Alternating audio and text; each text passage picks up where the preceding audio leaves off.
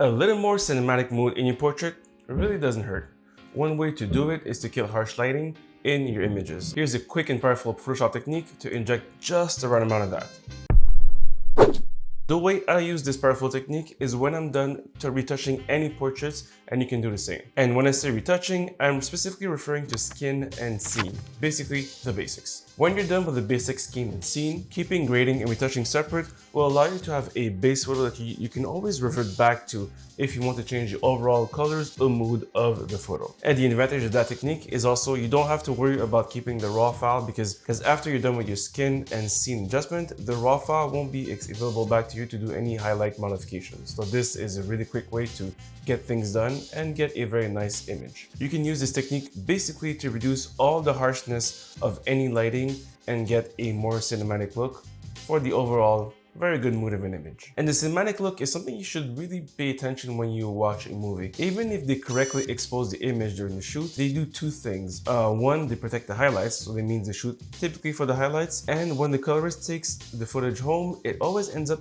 being a little darker than when it was shot. As Sean Tucker said, protect your highlights. And let's do that with Photoshop. So here, as you can see on screen, we have the base image without any retouching done. So this is my raw image after my little raw manipulations. And on screen, you'll see all the steps I did to bring that at least skin and scene done. And voila. So this is my scene after all the retouching is done and my color grading is also done. Now let's use that powerful technique. So the first thing you're gonna do is you're gonna go to your adjustment layer and open a new channel mixer. You can follow along here if you want to. So the first thing you're gonna do is in Photoshop, you're gonna head to your adjustment layers and select channel mixer. Now you can see the menu opened up and you should have this by default in your Photoshop version. You're gonna click on the preset bar here, located on top of the mixer, and look for the black and white and red filter.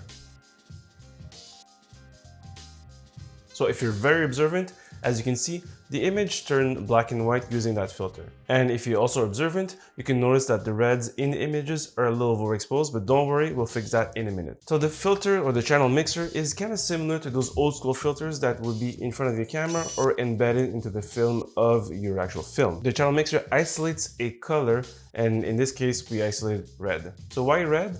In my opinion and my research, this is where the most skin tones live. I'm pretty red myself, and CC, she's also very red. And if you play around with the other filters, you'll see how it affects the images you got. So if you got someone green and blue, check this out.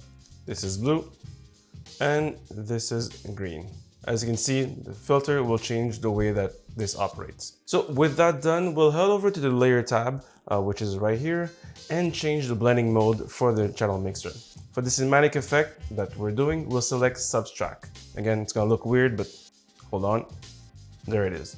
So now all the red that we've highlighted with the channel mixer is now subtracted for the image. With that, we can now adjust the opacity to make it a little more digestible. Let's put it here at 2%, or 3%. One way I make those series of decisions is to first have my screen basically here at either medium gray or dark gray to not influence too much the level of luminosity that I get from my screen, because this will change the way you perceive the image. Typically, I head for a minimum for almost all my images of 2%.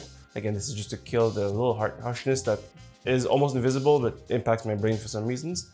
But in that case, the one I settled upon was 15%. So if I look at my original grading, it was here at 12%. So this is where I get, but it bounces around between 15 and 18% depending on the energy of the scene. To further see how you like the look, I would suggest testing it against a reference image that you truly like, or if ever that shot that you did was inspired by another shot, just try to compare them and see whatever you like.